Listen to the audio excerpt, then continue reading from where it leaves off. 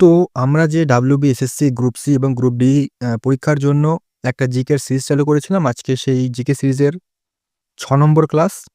তো আমি কিন্তু অলরেডি তোমাদের ৫ টা ক্লাস দিয়েছি। তবে আজকের ক্লাস থেকে আমি নতুনভাবে তোমাদের জিকেটা কভার করাবো এই পরীক্ষাগুলির জন্য। তো দেখো, আমি আগের যে ক্লাসগুলো সেগুলো কিন্তু আমি তোমাদের চ্যাপ্টার ওয়াইজ করিয়েছি। অর্থাৎ ইতিহাসের ইতিহাস বা ইতিহাস, ভূগোল, পলিটি এগুলো চ্যাপ্টার ওয়াইজ করিয়েছি। চ্যাপ্টার ওয়াইজ এমসিকিউ প্রশ্নের মাধ্যমে তোমাদের চ্যাপ্টারগুলো আমি শেষ করেছি। তবে আমি দেখছি যে যেহেতু তোমাদের হাতে খুব একটা বেশি সময় নেই, তাই আমি চাচ্ছি যে তোমাদের তাড়াতাড়ি করে আমি বেশিরভাগটা কিন্তু শেষ করে দিতে। সেক্ষেত্রে আমি কি করেছি, আমি এখন আর চ্যাপ্টার ওয়াইজ ক্লাস করাবো না। চ্যাপ্টার ওয়াইজ ক্লাস করালে কি হবে, আমি তো চাই শেষ করতে, কিন্তু টাইমটা এতটাই কম। সেক্ষেত্রে কিন্তু আমি জানি না, যদি এখনো পরীক্ষার ডেট দেয়নি, তাও আমি জানি না যে সময় মতন শেষ হবে কি হবে না। সেক্ষেত্রে আমি তোমাদের মিক্সড জিকে করাবো আজকের থেকে। মিক্সড জিকের মধ্যে তোমাদের যেমন আমি আজকে ২০ টা প্রশ্ন রেখেছি। প্রত্যেক ক্লাসে ২০ টা প্রশ্ন থাকবে। তার মধ্যে ইতিহাস, পলিটি, ভূগোল, কারেন্ট অ্যাফেয়ার্সের কিছু প্রশ্ন রাখবো। তাছাড়া তোমাদের স্ট্যাটিক জিকে, ইকোনমিক্স, এই সমস্ত সাবজেক্ট থেকে নতুন যেই টপিকগুলো এড হয়েছে সিলেবাসে, সেগুলোর কিন্তু থেকে আমি প্রশ্ন দেবো। আজকের ক্লাসে নতুন টপিক থেকে প্রশ্ন দিইনি, কাল পরবর্তী ক্লাস থেকে কিন্তু সেখান থেকেও দেবো। যদিও আমি একটা তোমাদের কথা বলি, দেখো নতুন যে টপিকগুলো দিয়েছে সেগুলোই যদি তোমরা সবসময় বেশি সময় দাও, তাহলে কিন্তু অনেকটা তোমাদের সমস্যা হবে। কারণ নতুন টপিক দিয়েছে মানলাম, কিন্তু সেগুলোতে বেশি সময় দেবে অবশ্যই। কিন্তু দেখো, ২০ টা তোমাদের জিকে প্রশ্ন আসবে পরীক্ষাতে, এবং সেই ২০ টার মধ্যে তোমাদের তো আর সেই নতুন টপিক থেকেই ১০-১৫ টা প্রশ্ন দেবে না। তোমাদের যে কোর্স সাবজেক্টগুলো রয়েছে, যেমন ইতিহাস, ভূগোল, পলিটি, আ ইকোনমিক ইকোনমি, তারপরে তোমাদের স্ট্যাটিক জিকে, এগুলো কিন্তু তোমাদের কোর সাবজেক্ট। এখান থেকে কিন্তু মেজর প্রশ্নগুলো দেবে। বাকি ওখান থেকে প্রশ্ন দেবে। আমি বলছি না যে দেবে না। কিন্তু ওগুলোতেই বেশি সময় দিচ্ছ, বাকিগুলোতে দিচ্ছ না। সেক্ষেত্রে কিন্তু তোমাদের সমস্যা হবে। তাই ওগুলো পড়ো, কিন্তু এগুলোতে বেশি করে জোর দাও। কারণ এগুলো কোর সাবজেক্ট, এখান থেকে কিন্তু বেশি প্রশ্ন হবে। পরিষ্কার? তো আমি সেই প্রশ্নগুলো রেখেছি, এবং প্রশ্ন আলোচনা করার সাথে কিন্তু আমি এক্সট্রা তথ্য দিয়ে, এক্সট্রা ইনফরমেশন দিয়ে সমস্ত কিছু কিন্তু কভার করিয়ে দেবো। তোমরা যদি এই ক্লাসগুলো কন্টিনিউ করো, তাহলে কিন্তু পরীক্ষার আগে তোমাদের জিকে অনেকটা কিন্তু মজবুত হয়ে যাবে। আর আজকের ক্লাসের পিডিএফ তোমরা সম্পূর্ণ বিনামূল্যে পেয়ে যাবে। কোনো টাকা পয়সার কোনো ব্যাপার রাখিনি। তোমরা আমাদের টেলিগ্রামে জয়েন হয়ে যাও, সেখানে কিন্তু ক্লাসের পিডিএফ সমস্ত কিছু পেয়ে যাবে। ক্লাস আপলোড হওয়ার পর ১ ঘন্টা পর কিন্তু পিডিএফ আপলোড হবে। তোমরা কিন্তু সেখানে জয়েন হলেই পেয়ে যাবে। পরিষ্কার? আজকে সম্পূর্ণ আলোচনা করব। তোমরা অবশ্যই খাতা পেন নিয়ে বসো। আর আমি যে প্রশ্ন অপশনগুলো বলব, তোমরা যদি উত্তর জানো, তাহলে কিন্তু অবশ্যই সেগুলো কমেন্ট করবে। ভিডিও পজ করে কমেন্ট করে উত্তর জানাবে। কমেন্ট যত করবে, তত কিন্তু তোমাদের প্র্যাকটিস হবে। শুধুমাত্র ভিডিও দেখে গেলাম, তাহলে কিন্তু কোনো রকমের প্রোগ্রেস হবে না। ঠিক আছে? আর তোমরা অবশ্যই কিন্তু ভিডিওটা লাইক করে দেবে। তাহলে কিন্তু পরবর্তী ভিডিওতে একটা কিন্তু ইন্সপিরেশন। সেকেন্ড, হ্যাঁ। তো যেটা বললাম, তো সম্পূর্ণ ক্লাসটা করো। শুরু করছি আজকের ক্লাস। দেখো, তোমাদের আমি কিন্তু রিকোয়েস্ট করব, আগের ক্লাসগুলো অবশ্যই কিন্তু দেখে আসো। দেখো, দেখো ১ম প্রশ্ন কি বলছে? ভাস্কো দা গামা কত সালে ভারতে আসেন? অপশনসগুলো দেখো। ১৪৯৮ সালে, ১৪৯৯ সালে, ১৪৯৭ সালে, ১৪৮৫ সালে। তো ভাস্কো দা গামা, ইনি কিন্তু একজন পর্তুগিজ ছিলেন। তো ইনিই বলছে কবে ভারতে আসেন। তো ভাস্কো দা গামা যদি কবে বলি ভারতে আসেন, তাহলে উত্তর হবে কিন্তু অপশন নম্বর ক, ১৪৯৮ সালে। ভাস্কো দা গামা ১৪৯৮ সালে কিন্তু ভারতে আসেন। পরিষ্কার? এবার এক্সট্রা ইনফরমেশনগুলো দেখে নিই। দেখো, আ একটুখানি এদিকে করে নিই, ব্যাস। এবার দেখো, ভাস্কো দা গামা কালিকট বন্দরে আসেন, তখন সেখানকার রাজা কে ছিলেন? উত্তর হবে জামোরিন। এই জামোরিন কিন্তু একজন হিন্দু রাজা ছিলেন কালিকটের। ঠিক আছে? তারপরে তারপর দেখি একটুখানি পর্তুগিজ সম্পর্কে একটু দেখে নিই। পর্তুগিজদের সম্পর্কে দেখো, পর্তুগিজদের যদি বলি, পর্তুগিজদের ১ম ভাইসরয় ছিল, ইনি ছিলেন হচ্ছে ফ্রান্সিসকো দি আলমিরা। ইনি কিন্তু ভারতের পর্তুগিজের ১ম ভাইসরয় ছিলেন, এবং এনার সম্পর্কে একটি গুরুত্বপূর্ণ পয়েন্ট জানতে হবে। সেটা হচ্ছে, ইনি কিন্তু ব্লু ওয়াটার পলিসি কিন্তু চালু করেছিলেন। ঠিক আছে? এটা কিন্তু পরীক্ষায় দেয় যে ব্লু ওয়াটার পলিসি কে চালু করেছিলেন? কোন পর্তুগিজ ভাইসরয়? উত্তর হবে কিন্তু ফ্রান্সিসকো দি আলমিরা। তারপর হচ্ছে আলফান্সো দি আলবুকার্ক, ইনি ছিলেন হচ্ছে ২য় পর্তুগিজের ভাইসরয়। এনার সম্পর্কে একটু দেখে নিই। দেখো, ইনি হচ্ছে ১৫১০ সালে কিন্তু গোয়া দখল করেন। এরপর কিন্তু ইনি কিন্তু সতীদাহ প্রথা যে আছে, সতী প্রথা, তিনি কিন্তু এটা কিন্তু বন্ধ করেন। ঠিক আছে? ঠিক আছে? তারপরে দেখো, আরো ২ টো গুরুত্বপূর্ণ পয়েন্ট, এগুলো তোমাদের জেনে রাখবে তোমরা। দেখো, ১৫৩০ সালে নিনোরি কুনহা, তিনি কিন্তু তার রাজধানী কোচিন থেকে গোয়াতে স্থানান্তরিত করেন। এটা কিন্তু পরীক্ষায় দেয় যে কোচিন থেকে গোয়াতে রাজধানী স্থানান্তরিত করেন বা কত সালে করেন। এবং আরেকটা জিনিস দেয়, পর্তুগিজরা ভারত থেকে কিন্তু তামাক ও কাজু বাদামের পরিচয় করায়, মানে ভারতীয়দের করায়। এই পরীক্ষায় কিন্তু এটা দেয় যে ভারতে তামাকের পরিচয় কে করায় বা কাজু বাদামের কে করায়? উত্তর হবে কিন্তু পর্তুগিজ। বিশেষ করে যে এই তামাকটা আছে সেটা কিন্তু পরীক্ষায় দেয়। তো দেখে নিলে আমরা কিন্তু পর্তুগিজটা কমপ্লিট করে দিলাম। বাকি কিন্তু এভাবে কিন্তু যে ফ্রান্স বা ফরাসি, ইংরেজ, ব্রিটিশ সমস্ত কিছু কিন্তু একে আমরা কভার করে দেব। হয়ে গেল। তারপরে প্রশ্ন কি বলছে? সত্যশোধক সমাজ কে প্রতিষ্ঠা করেন? তো দেখো, সত্যশোধক সমাজ কে প্রতিষ্ঠা করেন? অপশনসগুলো দেখে নিই। বি.আর. আম্বেদকর, গোপালহরি দেশমুখ, শ্রী নারায়ণ গুরু, জ্যোতিবা ফুলে। তো সত্যশোধক সমাজ যদি বলি তাহলে কিন্তু এটার উত্তর হবে অপশন নাম্বার, তোমরা উত্তর দাও, তারপরে বলছি এটা উত্তর অপশন নাম্বার কিন্তু ঘ, জ্যোতিবা ফুলে। ঠিক আছে? গোপালহরি দেশমুখ, ঠিক আছে, এনাকে কিন্তু এক সেকেন্ড, হ্যাঁ, এনাকে কিন্তু লোকহিতবাদী বলা হয় গোপালহরি দেশমুখকে। ঠিক আছে, এটা কিন্তু মনে রাখবে। তারপরে দেখে চলে আসছি, দেখো জ্যোতিবা ফুলে, দেখো জ্যোতিবা ফুলের সম্পর্কে একটু জানি নি আমরা। জ্যোতিবা ফুলের ওনার দুটো বইয়ের নাম কি আছে? একটা হচ্ছে গুলামগীর, একটা হচ্ছে সর্বজনীন সত্যধর্ম। এই দুটো কিন্তু পরীক্ষায় দেয়, খুব গুরুত্বপূর্ণ। গুলামগিরি আর সর্বজনীন সত্যধর্ম, এগুলো কিন্তু ভালো করে করতে হবে তোমাদের। তারপরে আর্য সমাজ সম্পর্কে একটু জেনে নিই। দেখো, আর্য সমাজ 1875 সালে স্বামী দয়ানন্দ সরস্বতী রায় প্রতিষ্ঠা করেন। আর স্বামী দয়ানন্দ সরস্বতীর আসল নাম কিন্তু মূল শঙ্কর। এটা কিন্তু পরীক্ষায় অবশ্যই দেয়, ভালো করে দেখবে। এবং তার দুটি গুরুত্বপূর্ণ স্লোগান ছিল। স্লোগানগুলি কি? গো ব্যাক টু বেদাস, অর্থাৎ বেদে ফিরো, এবং ইন্ডিয়া ফর ইন্ডিয়ান্স, অর্থাৎ ভারত ভারতীয়দের জন্য। তার বইয়ের নাম কি আছে? বইয়ের নাম আছে সত্যার্থ প্রকাশ। এগুলো কিন্তু ভালো করে মনে রাখবে। আর জ্যোতিবা ফুলের কিন্তু যে স্ত্রী, তার নাম হচ্ছে সাবিত্রীবাই ফুলে, এবং তিনি হচ্ছে কিন্তু ভারতের প্রথম মহিলা শিক্ষিকা। এটা কিন্তু মনে রাখবে। ঠিক আছে? তারপরে চলেছে পরবর্তী প্রশ্ন কি বলছে? দেখো, ভারতীয় সংবিধানের প্রস্তাবনা কত সালে সংশোধন করা হয়েছিল? দেখো, ভারতীয় সংবিধানের যে প্রস্তাবনা বা প্রিঅ্যাম্বল, সেটাকে কতবার মানে কত সালে সংশোধন করা হয়েছিল? অপশনস দেখে নিই। 1974, 1975, 1976, 1977।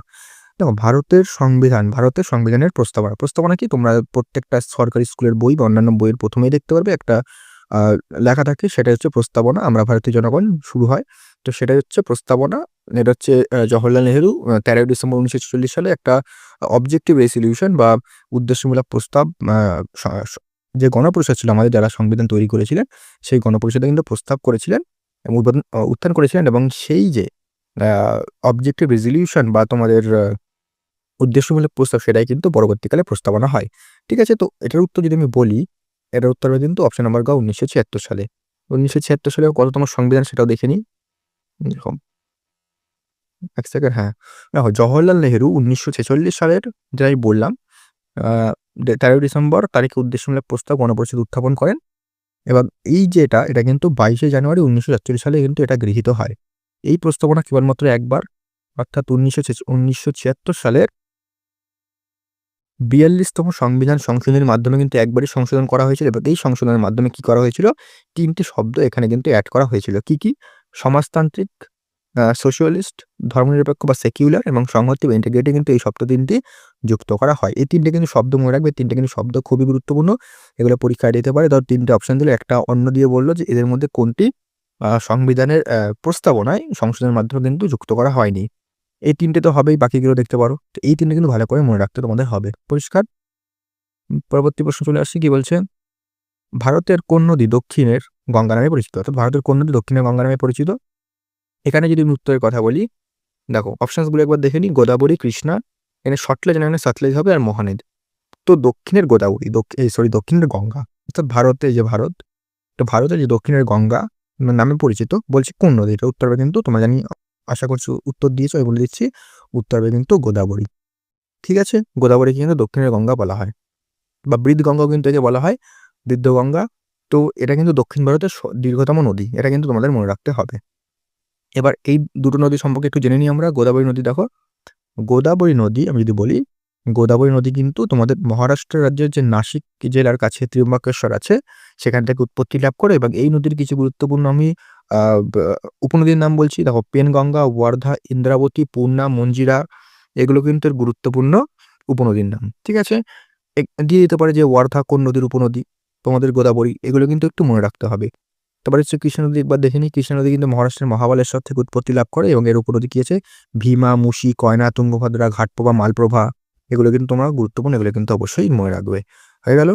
চলে আসি পরবর্তী কোয়েশ্চেন কি বলছে, র্যাডক্লিফ লাইন যে দুটি দেশের সীমানা নির্দেশ করেছে। অপশন দেখো, অপশন ক ভারত ও চীন, ভারত ও বাংলাদেশ, ভারত ও ভুটান, ভারত ও পাকিস্তান। তো এখানে যদি আমি বলি র্যাডক্লিফ লাইন, দেখো এখানে অপশনটা একটু যদি আমি বলি একটুখানি এখানে অপশনগুলো একটু হবে, কারণ এখানে অপশন কিন্তু দুটোই ঠিক হবে, এই ভারত ও বাংলাদেশ, ভারত ও পাকিস্তান, এই দুটো দেশের মধ্যে সাথেই কিন্তু র্যাডক্লিফ লাইন কিন্তু রয়েছে। ঠিক আছে, তো এখানে পরীক্ষা তোমরা যে কোনো একটা দেবে, আমি উত্তর বলে দিলাম। এবার একটু দেখি, একটু বড় করে দিই 1 সেকেন্ড, যাতে তোমাদের দেখতে সুবিধা হয়। দেখো ভারত ও বাংলাদেশ, বাংলাদেশ না, ভারত ও বাংলাদেশ, র্যাডক্লিফ লাইন হচ্ছে বৃহত্তম, অর্থাৎ ভারত ও বাংলাদেশের মধ্যে যে সীমানা আছে সেটা কিন্তু তোমাদের বৃহত্তম। ঠিক আছে, সবচেয়ে বেশি সীমানা রয়েছে ভারত ও বাংলাদেশের সাথে। তারপরে ভারত ও চীন ম্যাকমোহন লাইনের দ্বারা। তারপর হচ্ছে আফগানিস্তানের সাথে কিন্তু ভারতের কোন লাইন হচ্ছে, এটা হচ্ছে তোমাদের ডুরান্ড লাইন, এটা হচ্ছে সবচেয়ে বেশি ক্ষুদ্রতম, সবচেয়ে ছোট। এটা কিন্তু তোমাদের মনে রাখতে হবে। বা ছোট করে দিই যাতে একটু পরের প্রশ্ন দেখতে সুবিধা হয়। একটু বড় করি, ঠিক আছে। দেখো পরবর্তী প্রশ্ন কি বলছে, গুরু নানক কোথায় জন্মগ্রহণ করেন? অপশনস দেখো, অমৃতসর, তালবন্দি, পুরন্দর এবং চণ্ডীগড়। কি তোমাদের অপশনগুলো বললাম, এবার উত্তর কি হবে, গুরু নানক। ঠিক আছে, গুরু নানক ইনি কোথায় জন্মগ্রহণ করেন, উত্তর হবে কিন্তু এখানে তালবন্দি গ্রামে। ঠিক আছে, পরবর্তী প্রশ্ন দেখো, যেগুলোর সাথে আমি চাইছি এক্সট্রা দিতে ইনফরমেশন, সেগুলো কিন্তু আমি দিচ্ছি। আমি যে শিখ গুরুর যে ইনফরমেশনগুলো রয়েছে সেগুলো কিন্তু আমি পরবর্তী ক্লাসে কভার করিয়ে দেবো। পরিষ্কার? দেখো আকবরের রাজস্ব মন্ত্রী কে ছিলেন? অপশনস দেখো, তানসেন, তোডরমল, রাজা মানসিং, বীরবল। তো আমি যদি বলি আকবরের রাজস্ব মন্ত্রী, তো এখানে হবে উত্তর কিন্তু হবে তোডরমল। ঠিক আছে, আর তানসেন কিন্তু রাজ্যের একবার নবরত্ন যে ছিল তার কিন্তু একজন ছিলেন তানসেন। এবং তানসেনের যদি বলে অরিজিনাল নাম, মানে আসল নাম কি, অরিজিনাল নাম কি, তাহলে কিন্তু রামতনু পান্ডে। ঠিক আছে, তানসেনের আসল নাম কিন্তু রামতনু পান্ডে। হয়ে গেল। তারপরে যদি বলি, হ্যাঁ ঠিক আছে, আমি পরে একবার আস্তে আস্তে কভার করিয়ে দেবো। তো উত্তর হবে তোডরমল। পরবর্তী প্রশ্ন কি বলছে, বিখ্যাত খেলোয়াড় ধ্যানচাঁদ কোন খেলার সাথে যুক্ত ছিলেন? অপশন দেখো, ধ্যানচাঁদ। অপশন ক ক্রিকেট, অপশন খ হকি, অপশন গ টেনিস, অপশন গ ফুটবল। তো যদি বলি ধ্যানচাঁদ কিন্তু একটা মেজর ধ্যানচাঁদ পুরস্কারও কিন্তু আছে, মানে স্পোর্টসের দিক থেকে সেটা কিন্তু সর্বোচ্চ পুরস্কার। তো উনি বলছেন ধ্যানচাঁদ কোন খেলার সাথে যুক্ত, এটার উত্তর হবে কিন্তু হকি। ঠিক আছে, 1 সেকেন্ড, এবার দেখে নি কে কোন খেলার সাথে যুক্ত। পিপিটিটাতে ওটা পড়েনি, হয়তো কোনো কারণে আসেনি। যাই হোক, যা বলেছি কি কি আসতে পারে এবার কারেন্টের দিক থেকে। যেমন যদি বলে মানু ফাকার হচ্ছে তোমাদের শুটিং, নীরাজ চোপড়া আসতে পারে, নীরাজ চোপড়া হচ্ছে জ্যাভলিন থ্রোয়ার। তারপরে সুমিত আন্টিল হচ্ছে অ্যাথলেটিক্স, এগুলো কিন্তু তোমাদের দিতে পারে পরীক্ষায়। ঠিক আছে, আরও কিছু আমি পরবর্তী ক্লাসে করিয়ে দেবো, সেটা এখানে কিন্তু পিপিটিতে পড়েনি কোনো কারণে। ঠিক আছে, পরবর্তী প্রশ্ন চলে আসি, একটুখানি দেখে নিই ছোটো করে। হ্যাঁ দেখো 9 নম্বর প্রশ্ন কি বলছে, 2011 সালের জনগণনা অনুযায়ী অর্থাৎ আদমশুমারি অনুযায়ী কোন রাজ্যের লিঙ্গের হার সর্বোচ্চ, অর্থাৎ সেক্স রেশিও সবচেয়ে বেশি কোন রাজ্যের? অপশন ক উড়িষ্যা, অপশন খ অন্ধ্রপ্রদেশ, অপশন গ কেরালা, অপশন ঘ তামিলনাড়ু। তবে যদি বলি হাইয়েস্ট সেক্স রেশিও, তাহলে কোন রাজ্য হবে? তাহলে কিন্তু এটা উত্তর হবে অপশন নম্বর গ কেরল। ঠিক আছে, কেরলের দেখো সেক্স রেশিও বলতে ভারতে প্রত্যেক 1000 মেয়ের জন্য কতজন ছেলে রেসপেক্টে। দেখো আর ভারতের যদি বলি, দেখো কেরল হচ্ছে 1084, আর ভারতের যদি বলি ভারতের হচ্ছে 943। দেখো আমাদের লেখার কোনো সিস্টেম নেই, কারণ ফোন থেকেই করছি, সেক্ষেত্রে একটু সমস্যা। তাই জন্য আমি কিন্তু পিপিটিতেই আগেগুলো করে দিই। ঠিক আছে, আমি এখানে করে দিয়েছি অবশ্য।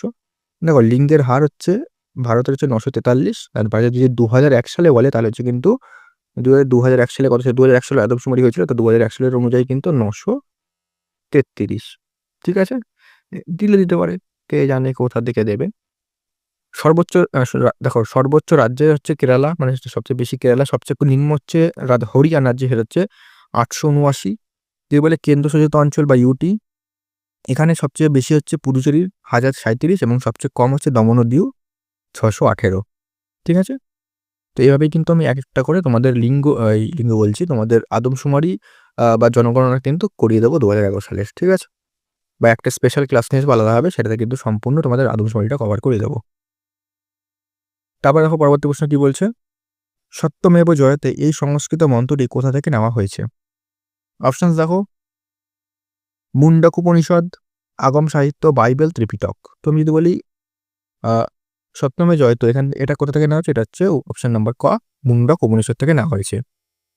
ঠিক আছে, তোমরা একটা উত্তর দাও, কমেন্টে একটা উত্তর দাও যে ত্রিপিটক কোন ভাষায় লেখা, আর এটা কোন গ্রন্থ, কোন ধর্মের গ্রন্থ। ঠিক আছে, পরবর্তী চলে আসি, নিম্নলিখিত কোন গ্রিক শাসক মেগাসথিনিসকে চন্দ্রগুপ্ত মৌর্যের রাজ দরবারে পাঠিয়েছিলেন? অপশন ক দ্বিতীয় অমন্তাস, অপশন খ তৃতীয় অমন্তাস, অপশন গ সেলুকাস, অপশন ঘ দ্বিতীয় ফিলিপ। তো এখানে উত্তর কি হবে? উত্তর যদি কথা বলি এখানে হবে উত্তর নাম্বার খ, গ সেলুকাস। ঠিক আছে, দেখো দুটো ইম্পর্টেন্ট লিখে রেখেছি, সেটা হচ্ছে চন্দ্রগুপ্ত মৌর্য কিন্তু স্যান্ডাকোট্টাস নামে পরিচিত ছিলেন। স্যান্ডাকোট্টাস নিজেকে স্যান্ডাকোট্টাস উপাধি, এবং তিনি মহীশূর অন্তর্গত শ্রাবণ বেলগোলাতে প্রাণ ত্যাগ করেন, অর্থাৎ ভদ্রবাহুর সাথে তিনি শ্রাবণ বেলগোলাতে যান, ওখানে কিন্তু তিনি প্রাণ ত্যাগ করেন। ঠিক আছে, সাল্লেখানা যেটা আছে সেটা প্র্যাকটিস করে যারা, তারা কিন্তু প্রাণ ত্যাগ আগা পর্যন্ত থাকে। ঠিক আছে, তারপরে দেখছি পরবর্তী প্রশ্ন কি বলছে, 12 নম্বর, দেশের একক হলো পাস্কাল, অর্থাৎ পাস্কাল কার একক? অপশন দেখো, বায়ুর চাপ, ঘনত্ব, সান্দ্রতা, দূরত্ব। পাস্কাল, অনেকের মধ্যে পাস্কাল আর পার্সেক এই দুটোর মধ্যে কিন্তু অনেকটা কনফিউশন থাকে অনেকের মধ্যে। তো পাস্কাল কিন্তু বলি আমি যাদেরকে চাপ, আর পার্সেক হচ্ছে দূরত্বর একক। ঠিক আছে, এটা কিন্তু তোমাদের মনে রাখতে হবে। হয়ে গেল, আর কিছু একবার একটুখানি কিছু একক দেখে নিই। দেখো আমি আজকে কটা দেখেছি, পরবর্তী ক্লাসে কিন্তু ধীরে ধীরে ধীরে সমস্ত এককগুলি কমপ্লিট করে দেবো। তো দৈর্ঘ্যের যদি বলি, দৈর্ঘ্যের এসআই একক হচ্ছে মিটার, সিজিএস একক হচ্ছে সেন্টিমিটার। ঠিক আছে, কার্যশক্তির এসআই একক জুল, সিজিএস হচ্ছে আর্গ, তাপের এসআই একক জুল, সিজিএস এর ক্যালোরি, ক্ষমতার এসআই একক ওয়াট, সিজিএস একক হচ্ছে আর্গ পার সেকেন্ড, বলের হচ্ছে এসআই একক নিউটন, সিজিএস একক ডাইন, কোণের রেডিয়ান দুটোই রেডিয়ান। ঠিক আছে, এগুলো কিন্তু ভালো করে করতে হবে তোমাদের। ঠিক আছে, এগুলো দেখে নাও, আমি কিন্তু পরবর্তীতে তোমাদের কিন্তু আরও বাকিগুলো কিন্তু কমপ্লিট করে দেবো। আর যে পিডিএফের জন্য যেটা বললাম, তোমরা কিন্তু আমাদের টেলিগ্রামে অবশ্যই জয়েন করে নাও। পরবর্তী প্রশ্ন দেখো কি বলছে, এখানে নিনেম হবে না নিমেন হবে না, নিম্নের কোনটিকে কোষের আত্মঘাতী থলি বলা হয়, অর্থাৎ সুসাইড ব্যাগ বলা হয়? মাধ্যমিকে কিন্তু এই প্রশ্নটা অনেকটাই পপুলার ছিল। দেখো, অপশন ক সেন্ট্রিওল, পরবর্তী অপশন লাইসোসোম, নেক্সট মাইটোকন্ড্রিয়া এবং নিউক্লিয়াস। এই চারটার মধ্যে কোনটা অপশন হবে? দেখো, আমি যদি বলি কোষের আত্মঘাতী থলি বা সুসাইড ব্যাগ, এটা কিন্তু হবে লাইসোসোম। ঠিক আছে, মাইটোকন্ড্রিয়াকে কি বলা হয়? মাইটোকন্ড্রিয়াকে বলা হয় কিন্তু কোষের শক্তিঘর। ঠিক আছে, তো এটা কিন্তু মনে রাখবে। তারপরে দেখি পরবর্তী প্রশ্ন কি বলছে, অর্জুন পুরস্কার কত সাল থেকে দেওয়া শুরু হয়, অর্থাৎ অর্জুন পুরস্কার কবে থেকে শুরু হয়? অপশন দেখো, 1978, 1970, 1961, 1972। তো অর্জুন পুরস্কারের যদি কথা বলি, অর্জুন পুরস্কার কিন্তু দেওয়া হয় তোমাদের, তোমরা উত্তর করো কমেন্টে, আমি বলছি উত্তর হবে কিন্তু অপশন নাম্বার, এক সেকেন্ড, এটা এখানে অপশন নাম্বার গ, 1961 সাল থেকে কিন্তু অর্জুন পুরস্কার দেওয়া হয়। অর্জুন পুরস্কার কি? এটা হচ্ছে দ্বিতীয় সর্বোচ্চ খেলার পুরস্কার। ঠিক আছে, দেখো আমি লিখে রেখেছি, এটি হচ্ছে দ্বিতীয় সর্বোচ্চ খেলা পুরস্কার। দেখো, দ্বিতীয় সর্বোচ্চ খেলা পুরস্কার, দ্বিতীয় সর্বোচ্চ, প্রথম যেটা তোমাদের একটু আগেই বললাম, মেজর ধ্যানচাঁদ খেলরত্ন অ্যাওয়ার্ড, এটা কিন্তু 1999 থেকে শুরু হয়, এবং এই পুরস্কার প্রথম কে পান? প্রথম পান হচ্ছে বিশ্বনাথন আনন্দ, মানে যিনি দাগারু। ঠিক আছে, বিশ্বনাথন আনন্দ। তারপরে দ্রোণাচার্য পুরস্কার, এটা হচ্ছে 1925 সাল থেকে শুরু হয়, এটা কিন্তু যে খেলার যে কোচরা থাকে তাদের কিন্তু এই দ্রোণাচার্য পুরস্কার দেওয়া হয় কোচদের। তো এই স্পোর্টসের এই টপিকগুলো কিন্তু ভালো করে করো। ঠিক আছে, স্পোর্টস আমি সম্পূর্ণ কমপ্লিট করে দেবো। ঠিক আছে, পরবর্তী প্রশ্ন চলে আসি, 15 নম্বর, কোন রাজ্যের বিধান পরিষদ নেই? ভালো করে এটা খেয়াল করবে, নেই বলেছে, ঠিক আছে, নেই। তো অপশন দেখো, ক মহারাষ্ট্র, খ কেরল, গ তেলেঙ্গানা, ঘ কর্ণাটক। ঠিক আছে, তো এখানে যদি বলি বিধান পরিষদ, কোন রাজ্যের বিধান পরিষদ নেই? তো এখানে যদি সঠিক অপশন বলছে নেই, দেখো মহারাষ্ট্রের বিধান পরিষদ দেখো, আমাদের যেমন লোকসভা রাজ্যসভা আছে, আমাদের পার্লামেন্টের রাজ্যসভা রাজ্যসভা, যেমন আমাদের যে রাজ্য যে আইনসভা, সেখানে কিন্তু বিধানসভা এবং বিধান পরিষদে দুটো আছে। তো বিধানসভা কিন্তু প্রত্যেকটা রাজ্যে আছে, কিন্তু বিধান পরিষদ কিন্তু সবকটা রাজ্যে নেই।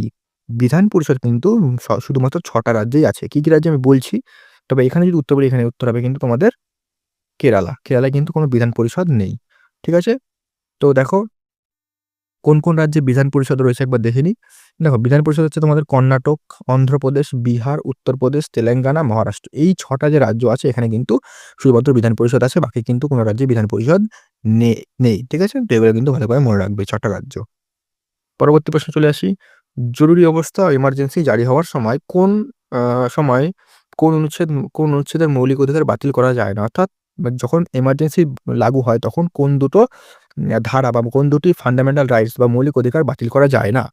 অপশন দেখো অনুচ্ছেদ ১৪ থেকে ১৫, অপশন অনুচ্ছেদ ২০-২১, অপশন অনুচ্ছেদ ১৮-১৯ এবং ১৬-১৭।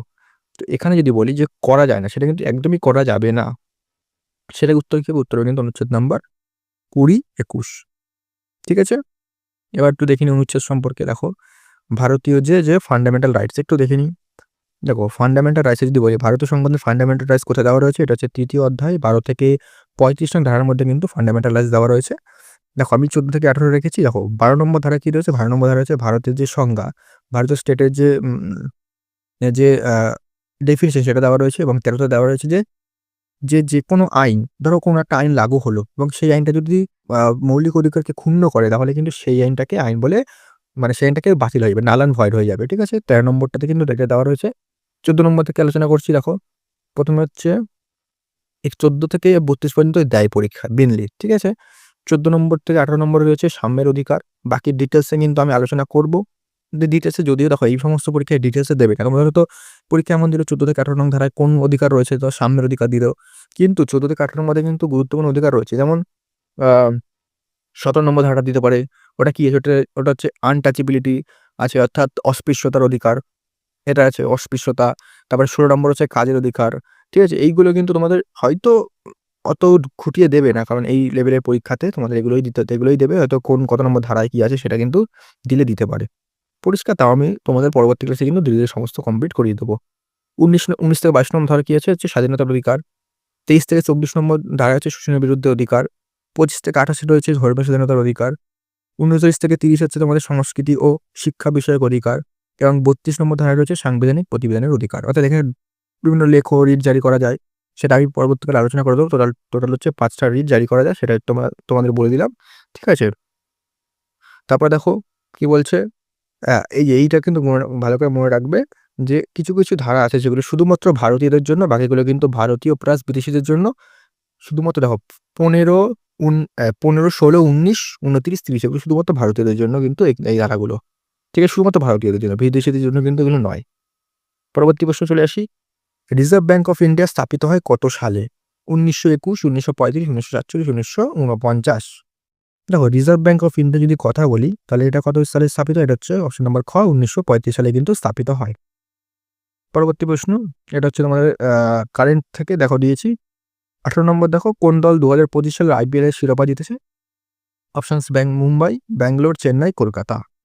তো যারা আরসিবির ফ্যান তারা অবশ্যই জানো যে এটা হচ্ছে তোমাদের ব্যাঙ্গালোর কিন্তু প্রথমবারের জন্য এই বছর প্রথমবারের জন্য কিন্তু আইপিএল জিতেছে।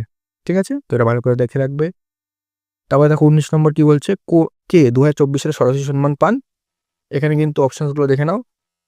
প্রভা বর্মা, ভাদ্রা দাস স্বামী, ভদ্রেশ দাস আ স্বামী, বানানটা একটুখানি মিস্টেক হয়ে যাই হোক। হরিবংশ রায় বচ্চন এবং জ্ঞান চতুর্বেদী। তো এই যে যদি বলি সরস্বতী সম্মান কে পান ২০২৪ সালে? এটা কিন্তু অপশন নাম্বার খ ভদ্রেশ দাস স্বামী কিন্তু ইনি কিন্তু ২০২৪ সালে সরস্বতী সম্মান পান।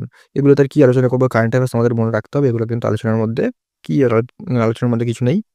পরবর্তী প্রশ্ন দেখো ২০ নম্বর কোন রাজ্যে শ্রমশ্রী প্রকল্প চালু হয়েছে? শ্রমশ্রী প্রকল্প তোমরা নাম শুনে বোঝা যাবে।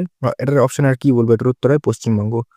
শ্রমশ্রী, রূপশ্রী, ঐক্যশ্রী, কন্যাশ্রী, তারপরে আরো শ্রী আছে, কত শ্রী, সব শ্রী হচ্ছে তোমাদের পশ্চিমবঙ্গে কিন্তু হ্যাঁ, চালু করা হয়েছে। তো এই ছিল তোমাদের ২০ টা প্রশ্ন। দেখো ২০ টা প্রশ্ন মানে কত কিছু আমরা জানলাম, কত গুরুত্বপূর্ণ কিছু আলোচনা করলাম।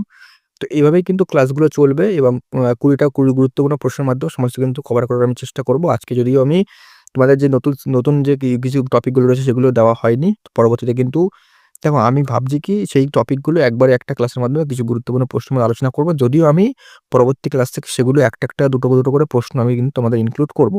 ঠিক আছে? আর তোমরা আমাদের এই পিডিএফটার জন্য কিন্তু আমাদের টেলিগ্রাম যে লিঙ্ক সেটা আমি ডেসক্রিপশনে দিয়ে রেখেছি। সেখানে কিন্তু জয়েন্ট হয়ে গিয়ে সেখানে জয়েন হলে তোমরা কিন্তু আমাদের সমস্ত পিডিএফ এর অ্যাক্সেস তোমরা পেয়ে যাবে ফ্রিতে। কোনো রকম টাকা পয়সার ব্যাপার নেই। ফ্রি, সম্পূর্ণ ফ্রি। ঠিক আছে? আর তোমরা কিন্তু অবশ্যই চ্যানেলটাকে সাবস্ক্রাইব করে রাখো এবং তোমরা আরো কি মানে কোন টপিকগুলো স্পেসিফিক ভাবে কোন টপিকটা আমি চাও আলাদাভাবে আলোচনা করে দিই সেটা কিন্তু অবশ্যই কমেন্ট করে জানাও। আমি কিন্তু সেই অনুযায়ী কিন্তু ক্লাস নিয়ে আসবো। পরিষ্কার? আর ক্লাসগুলো কিন্তু তোমাদের বন্ধুদের মাধ্যমে শেয়ার করো। আর অবশ্যই কিন্তু লাইক করবে ক্লাসটা দেখা মাত্রই। তো দেখা হচ্ছে পরবর্তী ক্লাসে নতুন সেট নিয়ে।